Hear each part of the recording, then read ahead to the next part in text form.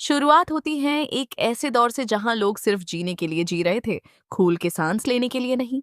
हर चेहरे पर एक ही सवाल था, आज का दिन शांति से निकलेगा या नहीं। गलियों में बच्चे हंसते कम थे और बड़े लोग आंखों से ज्यादा बोलते थे। सब जानते थे कि इस रजा में एक ही शब्द सबसे भारी है, दार। और इस दार का नाम था हिरण्यकाशिपु। हिरण्यकाशिपु कोई ऐसा राजा नहीं था जो सिर्फ तख्त पर बैठता हो, वो हर जगह महसूस होता था। उसका नाम लोग धीरे बोलते थे, जैसे ज्यादा तेज बोल दिया तो मुसीबत आ जाएगी। उसका मानना था कि इस दुनिया में सिर्फ वही सत्य है जो आंखों से दिखता है, और जो आंखों से ना दिखे वो सिर्फ कमजोर लोगों का भारम है। इसी सोच के साथ उसने पूरे रजा को अपनी मुट्ठी में बंद रखा था। उसने एक कानून बना दिया था, कोई भगवान नहीं, कोई पूजा नहीं, कोई और विश्वास नहीं, सिर्फ उसका नाम। लोग चुप थे, क्योंकि चुप रहना ही जिंदा रहने का सबसे आसान तरीका था। जो बोलता वो मिटा दिया जाता। इसी अंधेरे के बीच एक घर में एक छोटा सा उजला था, प्रहलाद। वो बच्चा जो इस डर के माहौल में भी शांत था।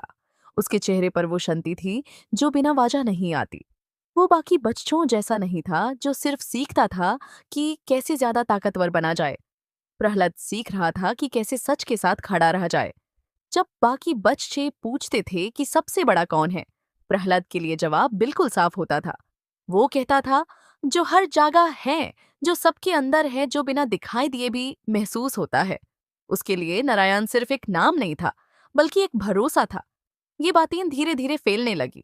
कुछ लोग चुपचाप सुनते थे, कुछ मना कर देते थे, लेकिन सबको लगता था कि ये बच्चा कुछ अलग बोल रहा है। और जब अलग बात अत्याचार के राज्य में फैलने लगे, तो वो बात सीधा तखत तक पहुंचती है। हिरण्यकाशिपु को जब पता चला कि उसका अपना बेटा ही ऐसी बातें कर रहा है, तो उसके लिए ये सिर्फ गुस्सा नहीं था, ये उसकी हार जैसा था। उसने सोचा था दुनिया उसके डर से चल रही है, और यहाँ एक बच्चा बिना दारे बोल रहा था। उसने प्रहलाद को बुलाया। सब दरबार में खड़े थे, पर इस बार माहौल और ज्यादा भारी था। हिरण्यकाशिपु ने पूछा, सबसे शक्तिशाली कौन है? प्रहलाद ने वही जवाब दिया जो वो हमेशा देता था। उस पल हिरण्यकाशिपु को लगा जैसे उसका सब कुछ हिल गया हो। उसने प्रहलाद को समझाना नहीं चाहा, उसने उसे डराना चाहा। उस लगा अगर ये बच्चा टूट गया तो बाकी सब भी चुप हो जाएंगे। इसलिए प्रहलाद पर मुसीबत के पीछे मुसीबत आई। कभी उसे अकेला छोड़ दिया गया, कभी यूज डांट दिया गया, कभी यूज खत्म करने की कोशिश की गई। लेकिन हर बार प्रहलाद का विश्वास वही का वही रहा। वो रोता था, डांट में होता था, पर टूटता नहीं था। और ये बात हिरण्यकाशिपु को और पगल बना रही थी, क्योंकि वो जिस दर पर पूरी दुनिया चला रहा था, वो दर एक बच्चे के सामने फेल हो रहा था। एक दिन उसने गुस्से में पूछ लिया, अगर तेरा भगवान हर जगह है तो क्या यहाँ भी है? प्रहलाद ने सिर्फ हाँ कहा, बस इतना ही। और फिर वो पलाया जहां सब कुछ बदल गया। जो शक्ति अब तक चुपचाप देख रही थी वो सामने आ गई।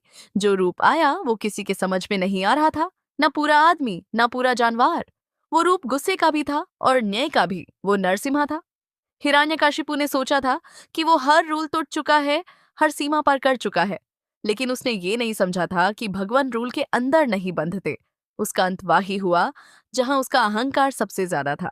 जब सब शांत हुआ, तब भी नरसिम्हा का रूप पूरी तरह शांत नहीं था। उस गुस्से में सड़ियों का दाढ़ था, सड़ियों का अन्याय था। देवता भी पास नहीं जा पा रहे थे। सिर्फ प्रहलाद आगे बढ़ा। उसके पास ना ताकत थी ना हथियार, सिर्फ विश्वास था। और वही विश्वास काम आया। धीरे धीरे गुस्सा शांत हुआ।